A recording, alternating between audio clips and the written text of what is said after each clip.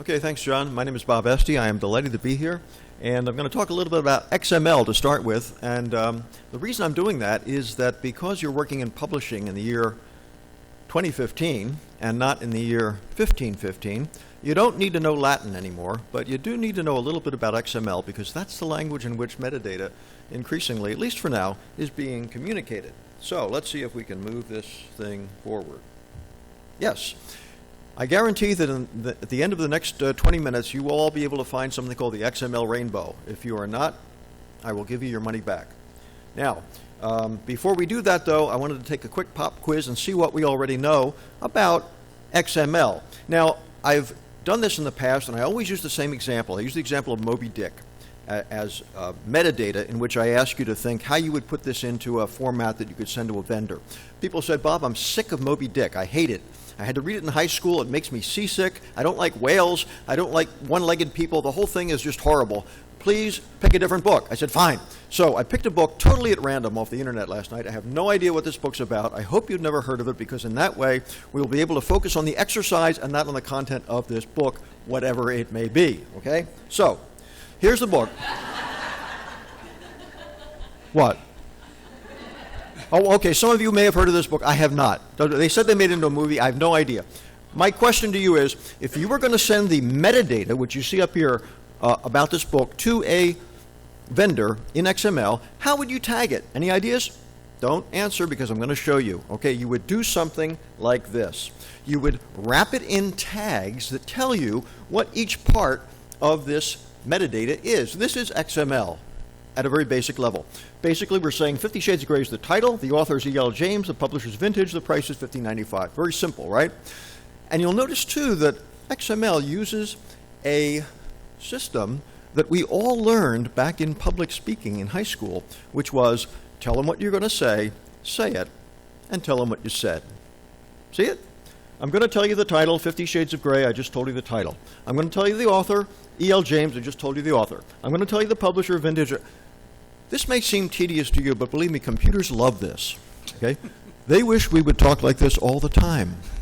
Right? It's very easy to understand and communicate from your computer system to one at Amazon, which could be a completely different system. This translates it. Notice how you can get sophisticated here. I'm going to tell you about a book, and I'm going to tell you the title, 50 Shades of Grey. I just told you the title. See how this works? You can wrap a tag within another tag. How many of you already knew this? How many of you weren't quite sure about this? How many of you will not raise your hand no matter what I say? I gotcha. Okay. So, I love XML. I think it is such an effective way of communicating. It's so unambiguous. I sometimes find myself speaking in XML. In fact, if you meet me out in the hallway here, you might find I come up to you and stick up my hand and say, I'm going to tell you my name, Bob Oeste, I just told you my name. Or, since we're a scholarly organization, I wanted to be a little bit more formal, I might say, I'm going to tell you my name, I'm going to tell you my first name, Bob, I just told you my first name, I'm going to tell you my last name, Oeste, I just told you my last name, I just told you my name. See, you can nest the tags within the other. All right, this is the way this works. You can see how we can build this out. Suppose we had to have two different kinds of prices, right? UK and US, that's great, right? Even more information. We could say the audience is scholarly and professional. All of our books are, right? The key words, the book is about entrepreneurship and mentoring. Somebody told me it's sort of about mentoring. Well, I think that's what I heard anyway. So in other words, if you did a Google search for mentoring, you'd find this book, all right? So that's the way it's supposed to work. Let's move on from here. XML has got three standards in terms of good, better, and best. If it's well-formed, that's good. If it's validated by a DTD, that's better. And if it's validated by a schema, that is best of all. What does that mean? Well, well-formed XML just means it's grammatically correct. You have a start tag, you have a stop tag. You nest your tags, they're completely inside each other. Has to pass this hurdle first. In other words, if you're sending an Onyx file on a vendor, it has to be well-formed or they will not accept it. They'll send it back and say, this is broken, please fix it. Notice what happens here. If I'm missing an end, this is just like HTML, right? You're familiar with, well, if you're not, HTML is the same problem. If you miss an end tag, something's not going to show up right. Here, if you miss an end tag, I'm going to tell you the title, 50 Shades of Grey. I'm going to tell you the author, E.L. James. Meanwhile, what's the computer thinking? thinking, boy, that's a long title. You should shorten it. All right, so that's what happens if you leave off a tag it's not well formed. If it's validated by something called a document type definition, that means your document is not only well formed, but it's got all of these criteria as well. That's a much better document. It still may not say much. This is a perfectly valid XML Onyx file, but you'll see all it says is there's a publisher called Vintage, and this is my file. I don't even have a book in this. But I could send this to a vendor, and they would accept it because it's valid. All right? It wouldn't do me any good. If your XML is validated by a schema, that's even better. That is passing all the other hurdles, but it is requiring that certain things always be in. You can't have an empty tag, for example. I'll give you an example of what happens if you have an empty tag and a schema doesn't catch it. I don't know if you guys know Andy Stone at Ingram. Nice guy. He got really mad at me because we kept sending this book. And it was a beautiful book. It was about Baltimore. And had all sorts of information in it. Guess how many color illustrations this book had? Just guess. Just call out a number, anything. 65. Another guess? 100. Guess no, wrong. Another one. Last guess? 0 is right. This book, I was just wasting your time. The book had no illustrations. That's what an empty tag does. It says to the computer, I'm going to tell you about the color illustrations. Nothing. All right, that's an empty tag. That's bad. Andy Stone said, stop sending this empty tag. So we had to get that out of there. And that'll happen if there's something, like if somebody put a space into the illustration field, it might generate an empty tag. Can a whole book be coded in XML? Yes or no? Of course it can. This is what we call the XML first workflow. And I've got an example of a book here. Can you read it? What book is this? It's a whole book. Goodnight Moon. Exactly. This is the entire text of Goodnight Moon in XML. Okay? Now, why is this good? Anybody know what chunking is? You can sell a chunk of a book instead of the whole book, right? So you sell chapter 6 of Introduction to Physics for $3.95 instead of the whole textbook for $60. Here, if you were smart, you could sell the old lady whispering hush for $1, all right? And the whole book costs $12.95, so if you sold each line individually, it would be about $20. So you can see how chunking is the wave of the future. Is XML just for publishers, yes or no? No, of course not. In fact, you'd be surprised where you see XML if you keep your eyes open. This is a bumper sticker on a car in my neighborhood in Baltimore, Maryland. Is it your car? Well, it is my car. Okay. But I used to have one of those, my son was in school and I had a bumper sticker that said, my son is an average student at a public high school. And then he dropped out, so I took it off. Okay, so I've got this on here. And one thing I want to tell you about this is it is absolutely well-formed XML. Can anybody read this bumper sticker now that I've blown it up a little bit? What's it say? If you can read this, thank John Bosak, okay? Now, I get rear-ended a lot, but I don't mind because it gives me a chance to talk about XML and to talk about John Bosak. Anybody know John Bosak? Yes. Father of XML, the man who invented XML. People said, John, you're crazy, it'll never work. Like the Wright brothers, he said, I'm going to try again. He got it to work. Some people say I worship the guy. That isn't quite true. But by the way, this shows that that bumper sticker is well formed, okay? Anyway, this is John Bosak, and he is the only human being who has a namespace reserved in the XML language, XML:father, resolves to John Bosak. And I think he's a wonderful, wonderful man, right up there with Albert Schweitzer and everyone else. Anyhow, let's move on from here. Why do we care about this? Isn't it true that vendors will just about take anything we send them? Well, sometimes they do, but I see some heads shaking out there. Other times they send it right back, don't they? I say, sorry, we do not accept this. So this raises the question, what do our vendors want? Freud asked this question, I think, at one point. And the answer is, well, we're not sure. This actually was a conference in the UK last year. I don't know if you're familiar with Nielsen. That's them sitting in the chair saying, nope, no good, sorry, nope, improper XML. All right, that's That's the question. What do they want? Well, actually, I've taken a survey of vendors to ask them what they want. The answer is Onyx, okay, for books at least, all right? And the question I always ask, well, now, what about 3.0? We've had that out now for 6 years. Do you want it yet? A year ago, I asked that question of 35 vendors. The answer was no. I got all of these answers back. We're not currently taking it. We're not compatible. We've been talking to our Onyx person. I don't know. Notice how defensive some of these are. They're very, have you asked these questions and they say, no, can't take it yet? One of them said, it's going to be phase 2. We know what that means.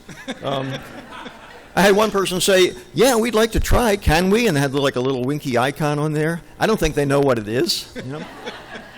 Anyway, so that was a year ago. But now, look, fast forward to today. I conducted this same survey just a couple of months ago, and I found out that there are about half and half of what I got back. And it's pretty amazing. I thought, these are the ones who said, yes, we're taking Onyx 3. Nielsen at the top of the list. Try to get them to take one. Good luck. Anyway, these are the vendors that I found would say yes to Onyx 3. These are the ones who are saying no at the moment, and there are others who haven't answered. Amazon will take it, but good luck. What is Onyx 3? It is a standard that allows for more stuff that we're publishing today, like enhanced ebooks, things that have got more components to them. Something where you've got a book and a web thing that goes with it. All these oddball things that didn't used to be published are now being published. Onyx 3 handles that much better, okay? And now, I promised at the beginning that I was going to show you how to find a very important entity, and that is, remember what it is?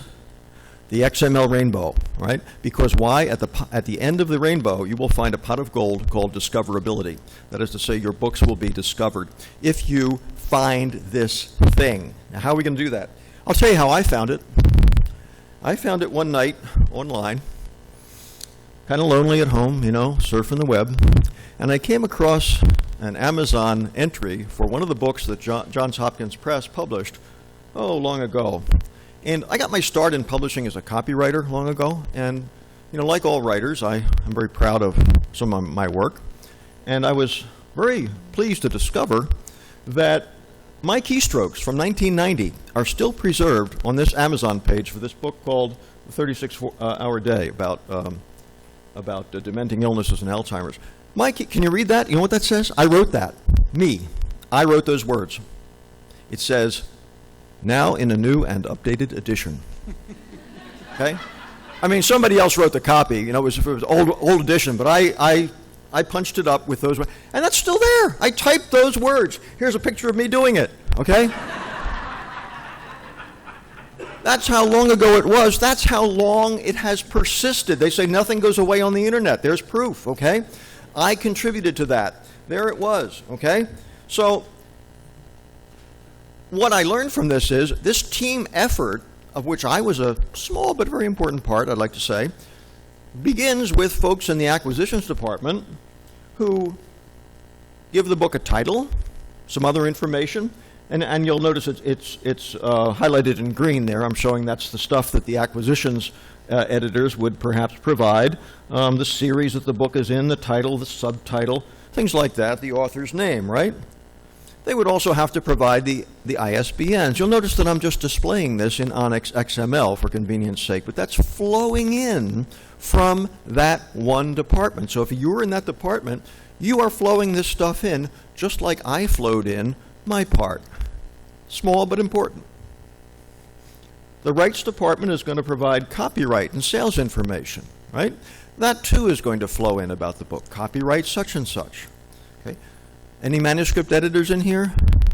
We love you if you are. If you're not, oh well, they're not that important. Okay, so they're going to provide the word count, for example, 125,000 words in this book.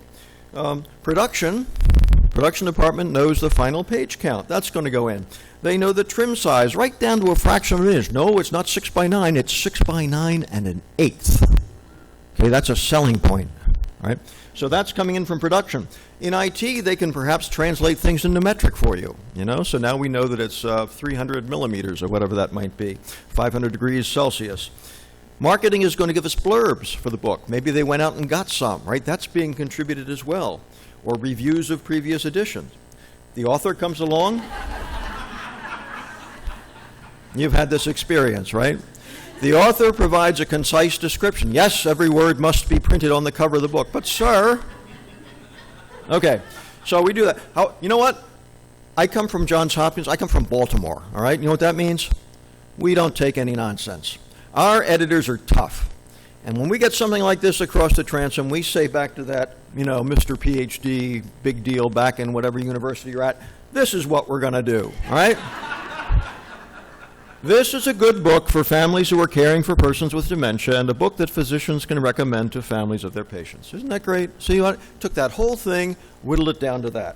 Now, of course, marketing is going to come along and punch it up a little bit.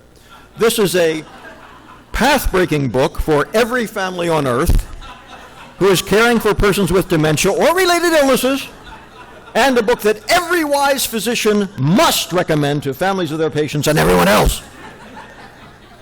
Anybody in marketing here? This is what you do, right? Admit it. Admit it. This is all you do, right? You take that and you punch it up. That's what we call it, punching it up, all right? So that makes it more appealing, right? Of course, it still has to pass muster with manuscript editing. Maybe they'll have a little grammatical fix there, like, every family on earth whose members are caring for persons. Yeah, that's better, right?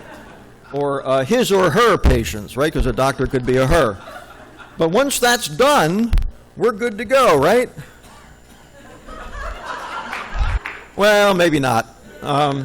So that's what gets printed on the book, and then there's no room for anything else. However, we did win some concessions from the author, and we collaborate on the author blurb, so that we've got some things from that's the author's contribution there in the middle, and we combine them into a well-written piece of metadata that will go out and help sell the book. Okay. We're also going to get the subject categories. These are Onyx categories. One thing they tell you is if you're doing these subject categories, you don't want to have, if you have a specific one and a general one, like if you're saying it's medicine, but it's also, geriatric care or something, you don't need to say medicine if you already say geriatric care, because that implies medicine. So if you're going to use two bisect tags, the advice is to, if they really are two different things, usually like it's medicine, but it's also health, okay, or something like that. So that's an example of that. Accounting signs off on the price. See, that gets contributed as well. The pub date is revised as necessary. You can see the pub date started out, I think it was March the 3rd, 2011. It went through a number of things. You see where the author wanted it yesterday, but we couldn't do that. And then at the end, it turned out to be March the 3rd, 2011. So it goes through a series of discussions. And when a book is reaching the warehouse, we know how heavy it is now, so we can throw that in. And the result of all our efforts is what? This wonderful, colored, collaborative effort, all flowing into the metadata file, all going out to our vendors in the world, so that you, as I, can look it up at night on Amazon and say, I did that. I put in that word, I typed in that price, I did this and that. And so by now I think you all know where to find, or where to look to find, the XML Rainbow. It's all around you. Thank you very much.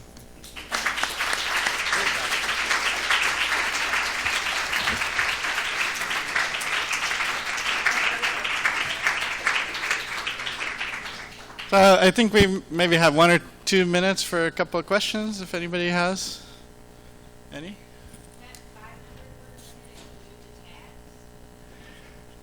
The 500-word limit include the tax?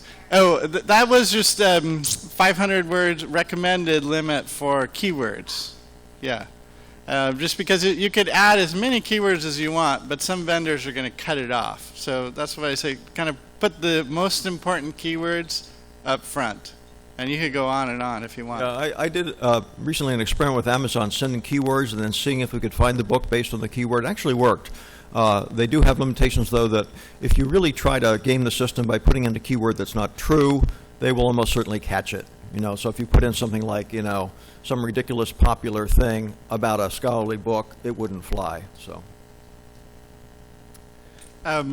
Yeah, and keywords is kind of an art and science, and it can get pretty complicated. I mean, some organizations will go through a whole taxonomy process where they, have a very rigid keyword process, and then other organizations will just kind of create them on the fly. So that's a kind of organizational decision. Back in the back.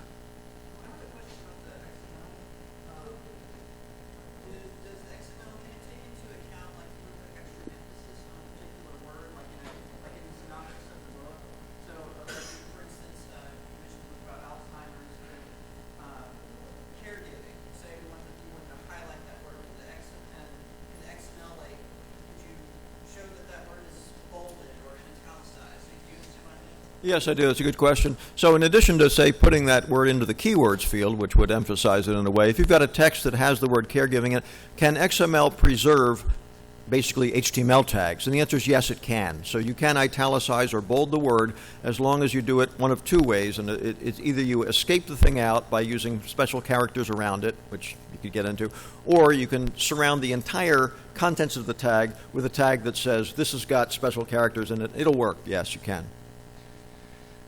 But Bob's right. It does work, although it kind of can create mistakes down the road too. So I would say that use that judiciously. It doesn't work in titles, at least not on Amazon. Titles and subtitles, it'll work in the text of the copy. But if you try to emphasize a word in a title by italicizing it, like, heroics in the Odyssey, and the Odyssey is supposed to be italicized, won't always come through.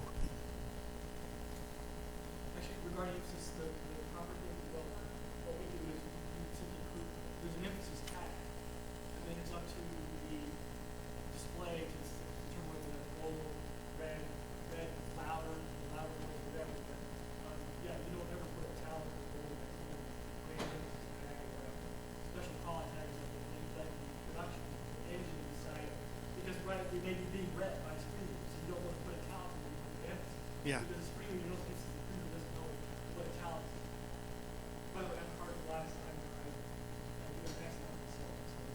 Okay.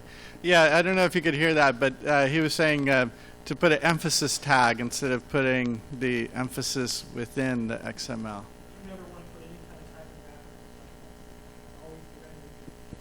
In the back? No, you.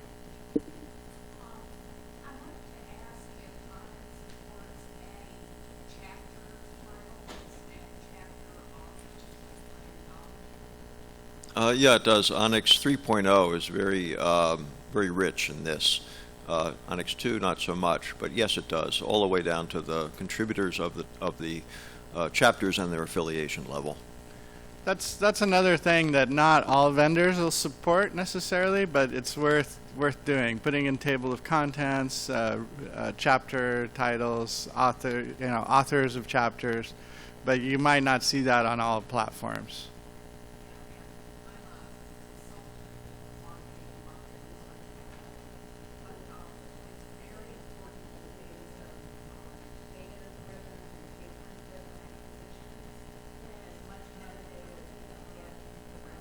Mm-hmm.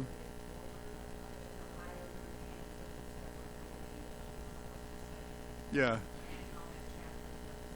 And and Bob mentioned chunking and micro chunking, micro segments, and that doesn't really apply necessarily to all types of works, but it's increasingly important.